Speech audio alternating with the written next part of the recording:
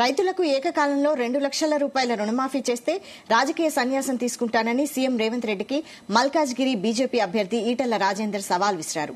ఆల్వాల్ పరిధిలోని HMT colony, Brindavan colony, Alwal hills కాలనీలలో ఈటెల రాజేందర్ సమావేశం ఏర్పాటు చేశారు.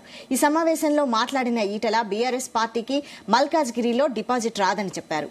ప్రపంచ చిత్రపటంలో భారతదేశం ఆత్మగౌరవం దక్కాలంటే మోడీతోనే సాధ్యమని అన్నారు. లోక్సభ ఎన్నికల్లో కాంగ్రెస్ పార్టీకి ఓటు వేసినా లాభం లేదన్నారు రాజేందర్. కానీ కష్టమైతుంది.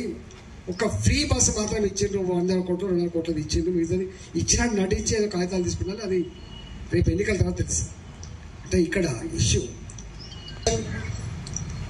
సెంట్రల్ బస్సెస్ స్కీమ్స్ లేదా పిఎంజేఎస్వై రోడ్లు ఇట్లాంటివి ఉంటాయి తప్ప ఏమి ఉండవు. గ్రాంట్స్ ఉంటాయి, అవి ఉంటాయి తప్ప ఉండవు. ఒక్క పైసా కూడా ఇక్కడ. ఒకవేళ ఇస్తే ఎఫ్ఆర్బిఎం రుణాలని 3% ఉన్న రుణాన్ని 3.5% దయచేసి అయ్యో దివాదీశ్వరం ఇస్తే తప్ప విరలేదు. మనం అనుకుంటాం మీకు జీతం వస్తుంది 50,000 రూపాయలు, ఎంత చెట్టుకో అంతే కాదంట. ఇల్లు కిరాయికి ఇంత, కరెంటు బిల్లుకి ఇంత, నల్ల బిల్లుకి ఇంత, పిల్లల ఫీజులకి ఇంత, ఏదైనా అపార్ట్మెంట్ కొనుక్కుంటే దానికి ఇన్స్టాల్మెంట్కి ఇంత పోతే అల్లి కల్లి సున్నా.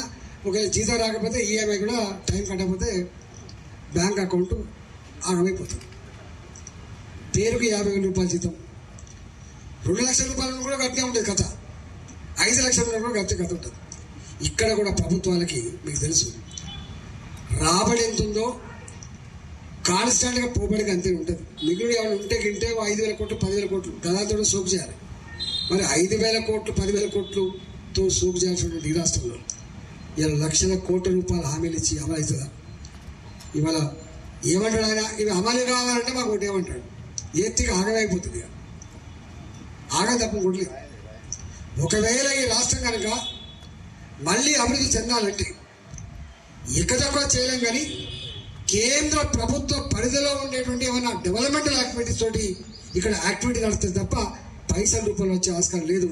అది కూడా వీళ్ళపై మళ్ళీ లోకసభలో కొట్లాడుతూ వస్తారని చెప్పే భ్రమ ఇలా తెస్తే మేము తేవాల్సిందే తప్ప వీళ్ళు తెచ్చే ప్రసక్తి లేదు.